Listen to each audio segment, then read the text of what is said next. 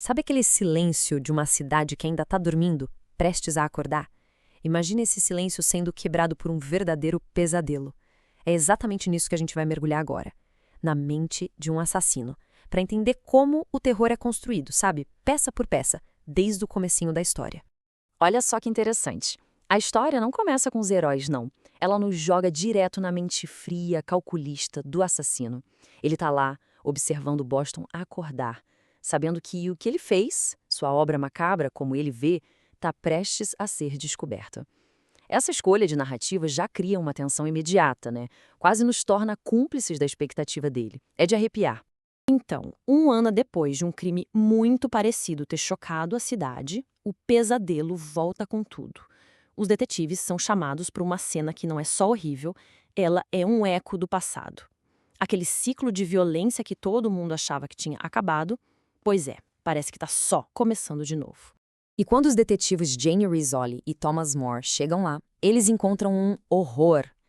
Mas um horror meticulosamente encenado. Não é só a violência pela violência. É a precisão, quase cirúrgica de tudo. Isso já acende um alerta, né?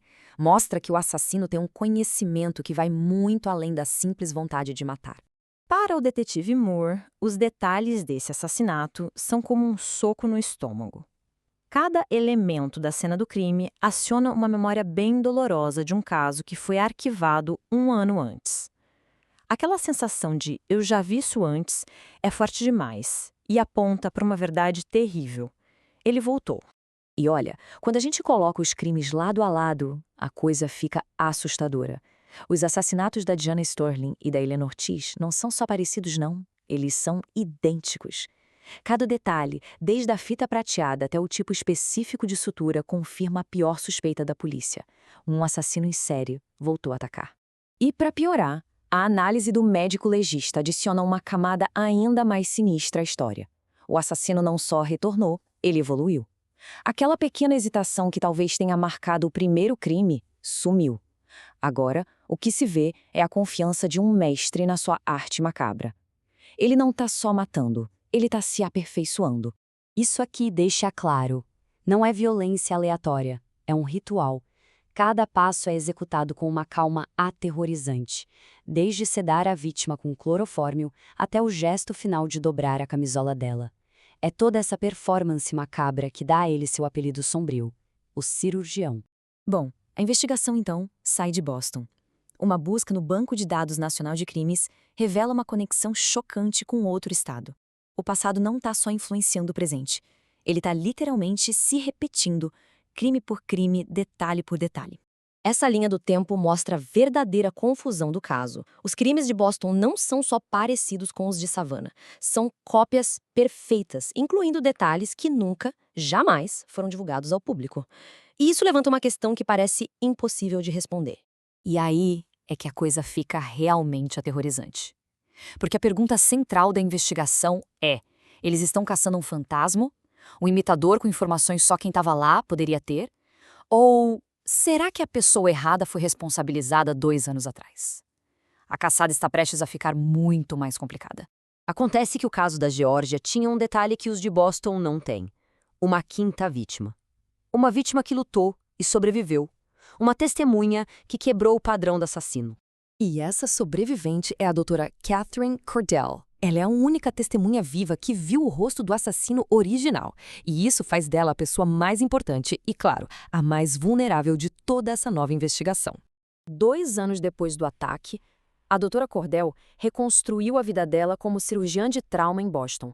Ela passa uma imagem de controle absoluto. Mas essa frase dela mostra que o trauma ainda está ali, logo abaixo da superfície, enterrado sobre uma camada muito bem construída. Com o passado e o presente totalmente interligados, o foco dos detetives muda. Agora, eles precisam encontrar a ligação entre as vítimas de Boston. A esperança é que essa conexão os leve finalmente até o novo assassino. Então, surge uma pista forense. Uma pista bizarra, incrivelmente rara sobre o assassino. Uma condição genética chamada tricorrexia nodosa, que faz o cabelo da pessoa ter uns defeitinhos, parecendo um caule de bambu. É um detalhe tão específico que parece ficção, né? Mas é a primeira pista física de verdade que eles têm. A investigação então descobre uma conexão escondida, uma conexão digital, uma sala de bate-papo privada e anônima para sobreviventes de agressão. E é exatamente aqui que os mundos até então separados das vítimas finalmente se encontram. É aqui que tudo se conecta. As vítimas de Boston, elas faziam parte do mesmo grupo de apoio online. Ou seja, o assassino não está só matando, ele está mandando uma mensagem, entende? Ele pega troféus, como o colar de uma vítima, e deixa com a próxima. E todas as ações dele parecem girar em torno da única pessoa que sobreviveu aos crimes originais, a doutora Cordell. A caçada começou, mas o inimigo parece conhecer cada passo dos investigadores. E isso deixa eles com uma pergunta bem perturbadora. E se o assassino não for um fantasma?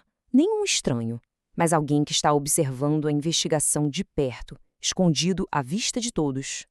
A ameaça pode estar muito, mas muito mais próxima do que eles imaginam.